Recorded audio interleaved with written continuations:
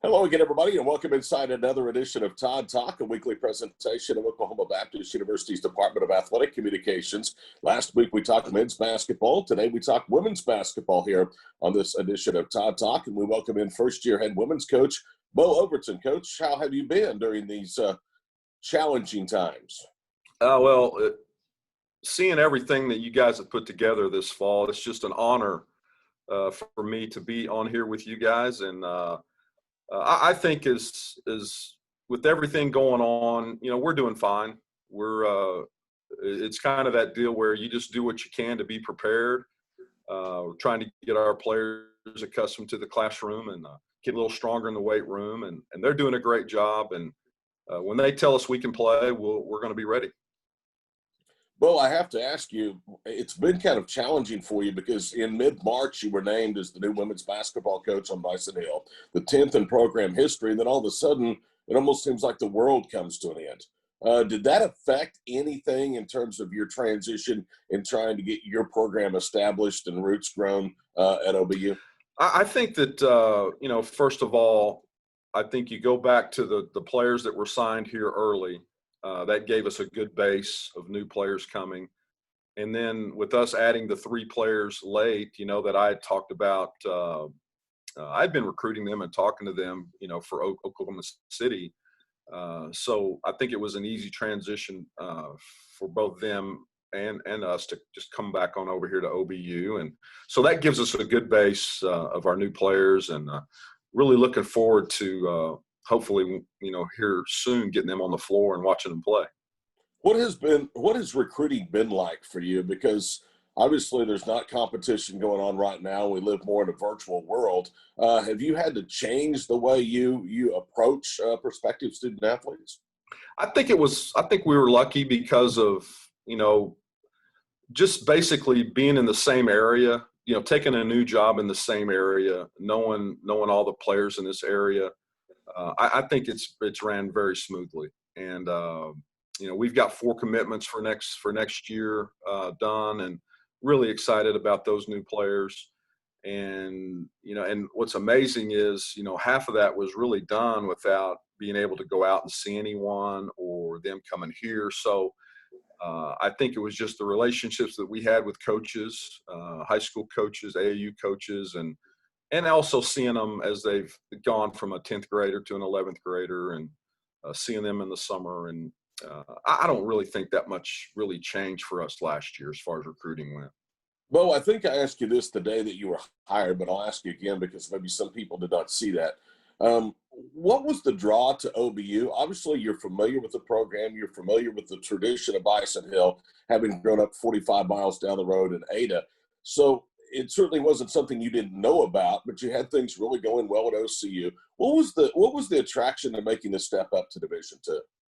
I just think the attraction of Division II, really fought that a lot at OCU with not only recruiting but playing games and things like that. But I just think growing up in this area, knowing a lot of the coaches that have been here, not only women's but men's coaches, and the tradition, and I really go back to the fact that I've been here to games, and just the way the community comes around these, not just basketball, but all the sports teams, the way the community comes out and comes to the games and supports the programs, just really excited me about coming over here and keeping that going. But we talk about NAIA Division II. You have coached basically at all levels. You've coached on the international level. You've coached at the professional level, at the highest level of Division I. In the end, isn't X's and O's regardless of what level you're coaching at? You're so right. And I think the other thing that people get into, and especially kids or players, is levels. To me, there's only one level in college, whether you're D1, D2, NAIA, JUCO, all these players can play. And so to me, it's just one level. And I just got whatever level we're at, it's trying to get the best players I can get. I've said all along at Oklahoma City for the last 5 years, we had a D1 team. We could play against D1 teams. We did. We played exhibition games against them. And I don't see any difference here. We're going to have size. We're going to have athletes. We're going to have people that know how to play. And just like D1 has them, D2 will have them. And we're going to have a team that compete, I think, with any level. Okay, you've coached at all different levels, as I alluded to. Is it difficult, though, to get kids into the mindset that you just talked about there's only one level? Don't worry about the level. Worry about the opportunities that level presents and the opportunities to be a player and grow in various aspects of your life. Is that a hard sell sometimes at smaller schools? I don't think so, because once you get on the floor, everybody's the same. And, I've said all along, there was NAIA teams that had guards that were good enough to play at D1. We had big players last year that were good enough to play at D1. So those levels to me just bleed together. And it's just, once you get out on the floor, you got to be able to execute. You got to be able to play extremely hard. Usually you'll see that as you go from level to level. It's really amazing what you'll see as far as how hard a team is playing. And once you see that, and once you understand how to prepare for that, and knowing that you have to do it, then everything else just kind of falls into place. Women's basketball coach Bo Overton is our guest on this edition of Todd Talk. Bo, you obviously were a high school standout. You had a great collegiate career at the University of Oklahoma, playing for Billy Tubbs and Dave Bliss. And you actually started out as a men's coach at Murray State down in Tishomingo. At what point did you decide that maybe coaching women was the way you wanted to go in your career? Well, I think I was lucky enough being brought up. I have two sisters, and they both played sports and athletics, and I always went to watch them play. And so to me, it all kind of came together. I can remember in high school, we always went to the girls' games. We always went to the volleyball game, whatever. So I've always grown up where I've really had a lot of respect for all the sports. And as I coached, when I started with men, I was at Louisiana Tech when I was coaching men at Louisiana Tech, and Louisiana Tech women had, they just won a national championship. They really had a great team, and they could play. And that was really the first time that I really noticed, how good these teams were. And then the last year, Oklahoma played in a NCAA tournament game down there. And Oklahoma had a great team, had a really good team, took Louisiana Tech to the wire down there in a regional tournament. And I really saw then that these big schools, the women's basketball was getting ready to ignite. And so literally I think about a year later, my father passed away, and I just wanted to come back to Oklahoma and be closer to everybody. And that's when Coach Cole and I kind of got together, and honestly, I thought I'd probably be, helping her for 2 or 3 years, and then, probably go back to men. But I just really liked it. I liked the level that we played. I liked the just everything about the players and the academic part, and we just really wanted to see how far I could go with that. And I remember, me and her, Coach Cole, sitting down one day, and we were talking about, I would like to see, how high a level I could coach this. I would like to coach in the Olympics. I want to coach the best players in the world. And fortunately, with her help and everything, I was able to get another head job, and which got me into the WNBA, which then got me to the Olympics in London, and got me coaching pro teams. And so I've been able to do that, and it's just really taken me literally around the world many times, and wouldn't want to be doing anything else. You talk about coaching at the international level. That's maybe where the growth of women's basketball has become, or taken the largest step. Wouldn't you agree? Around the world, the quality of basketball is much better than it was maybe when you broke into the women's game? No question. And, when I was in China, people just didn't understand that we had a 6'8" girl on our team, a 6'5", a 6'4". I mean, there's big players over there. and then seeing the world championships and seeing the other countries like Turkey and just how good of players they have over there. It really made me want to do more and more of that, and I've just been so lucky to be able to do that. What do you attribute to the increase in knee injuries in the women's game? I don't know. Bad luck? I think a lot of it is luck. I think a lot of it. I think a lot of it, and there's no way I don't have any data or anything like that, but just the players are just getting so much bigger and stronger, and I think I see that also with the guys. Or however long when I played, I just don't remember people getting hurt. And we weren't bulky and big, and we were just skinny guys running around. But I just don't remember people getting hurt like that. And I just think most of it is just they're bigger, they're stronger, people are moving faster and getting hit harder. And to me, that's just what I've seen in the last 40 years that I've been watching this stuff. You've also been part of kind of rebuilding programs. You mentioned you were with Sherry Cole at OU.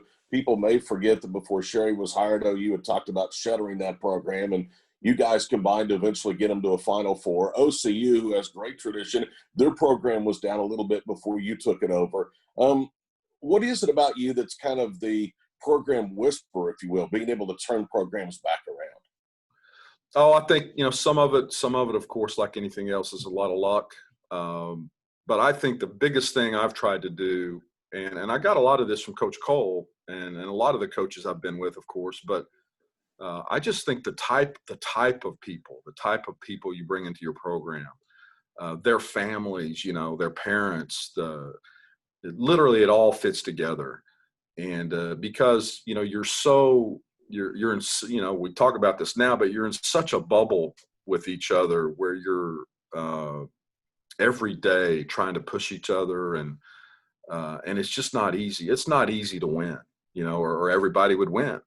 And so you got to have those people that when things go south a little bit, they understand that we just got to work harder and be better and be prepared. And I think it starts, of course they got to be able to play and everything, but man, if I can get really good people and good backgrounds, and that's what I'm so excited about this university, because that's what they're all about.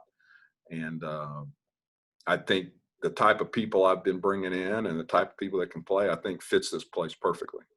Bo Overton, new head women's basketball coach at Oklahoma Baptist, is our guest on this edition of Todd Talk.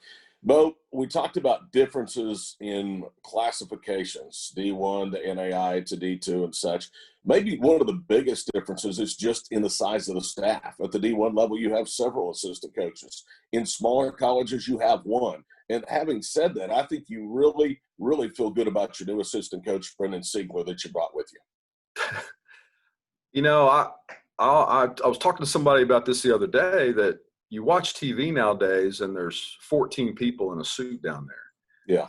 And I honestly can tell you that if me and Brennan went to a D1 program tomorrow, we could do it. And that's one of the things, she's so talented. She's a great player. But again, I talked about the type of people and the families, and she embodies all of that. And for our players to be around her, I think is just a plus. And you can already tell from, like I talked about the 4 commitments that we already have. She's had a huge thing to do with that. And we got to try to figure out how to trick her and keep her here for a while. Okay, a couple more questions, then I'm going to get more into meat and potatoes about the current situation. One, do you feel like you've almost come full circle in your life? I mean, you started in Ruston, Louisiana, you were in Oklahoma, then you were with OU, and then you left and traveled the world. You came back to OCU, and now you're 45 miles from where you grew up in Ada. I mean, do you look back at your journey and go, man, I think I've come full circle in this? I think there's a circle to it, but, we're going to try to do the best we can wherever we are. And then you just kind of let things, fall where they fall. But I really like being around, not only Oklahoma, but in this area. I have a lot of friends. It's comfortable to me. My family's close, and it's a full circle. It was a long circle, but no, I think this is the perfect time to be here. This is like with all the stuff going on and everything that's happening, of course, we don't want to have to go through all that. But as far as where I am right now, I think it's a perfect storm because I'm planning on being here a long time. I know that you would like to have started the season on time. Nobody would like to go through what we're going through here in 2020. But having been a new coach with so many youngsters still back on the roster that you're going to retain from last year, and mixing those in with the 4 girls that you brought in your initial recruiting class, in a way, has it been a small blessing that if you start this season, it'll come in January and you get a little bit more extra practice time with them? We just kind of thought about talking about, even though it's September 23rd or whatever, we've talked about like it's almost like it's July because of what we have to do with our bodies and what we have to do as far as playing pickup, things like that. It's almost like July for us. So we're really in not that big a hurry about what we're doing on the floor. And the biggest thing and advantage I think we can use and get prepared for, I think we can really do a good job with the strength and conditioning of our bodies. Usually you get about 6 weeks. And I think that we kind of counted the other day, we're going to get about 10 or 11 weeks of that this fall. So all that can do is just help us. The interesting thing I think going on right now, you talk about the new players and the players we signed and all that. We have yet to watch them play because of everything going on. Right. We have yet to watch them play in a pickup game because of all the conditions we have week by week. And like I said, it's to us, it's only July, but it's interesting. People ask us how we're doing and how you like so-and-so. And I have to tell them, I said, well, I haven't seen them play. I can't really answer that question. And so like everybody else, we're looking forward to getting through what we're having to do right now. And when we come at the end of it, we're going to be prepared and ready to play. Bo, as we sit here and talk, what are you hearing? What is your gut feeling that there will be basketball in the Great American Conference after the first of the year? All I can do is we get an email every week. and when I get that email every week, then that's what we do that week. And, of course, we're trying to play in January. We don't have a schedule yet. We kind of have an idea, but we don't have a schedule yet. But all we can do is get ready for January. Probably going to be the first or second week of January, we hope. And that's what we're looking forward to right now. And our players are excited. They're just chomping at the bit to get out on the floor and play. And I appreciate that about them. A lot of them come in on their own and do a lot of shooting and things like that. But we're really looking forward to getting out on the floor and playing. And, next Monday, I'm going to get another email, and I'll look at that. That'll figure out what we do the next week. Unbelievable times we live in. Can you talk to our Bison fans about the 4 girls that you already have signed and that will be part of this year's team? Well, I can't talk about them for next year, but I will tell you. No, the ones that you already have signed that will play this year. Oh, for this year, yeah. Yeah. God, we're just so excited about our new players. Avery Zen, a freshman point guard from Anadarko. And again, I haven't seen these players play, but I've seen them compete a little bit in certain things. And in the way she's a coach's daughter, isn't she? She's a coach's daughter. Really can compete. She competes at checkers, anything. And I really like that about her. Jenny Beebe's a 6'1" freshman. Looking forward to watching her play. We've got. I'm trying to think here. In the fall time, we brought in Kaylee Hurst, a JUCO kid from Enid that played at Woodward High School. Really shoots the ball. I really wanted to make sure that the new players we brought in could shoot the ball, and that's what she can really do. Malou is going to be a lot of people's favorite player. Malou is a kid from Denmark, one of our foreign players. Big, strong guard that can really fill it up, we think. Looking forward to getting her out on the floor. And then Haley Weber, 6'5", post player freshman from Stillwater. Got it, she's got a ways to go, I think, but man, she can run, she can shoot, and looking forward to getting her stronger in the weight room.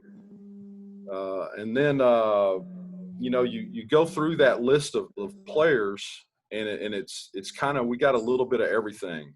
We got some speed, we got some size, and we got players that can shoot it. So I'm really excited about this group, and looking forward to watching them play.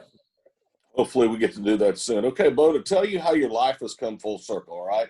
I'm going to show you this picture right here. Can you see it? Yes. That would be you. In 1985, I believe, you came to my high school in Blackwell, and you spoke at our banquet. And now here we are going to work together. It's pretty cool.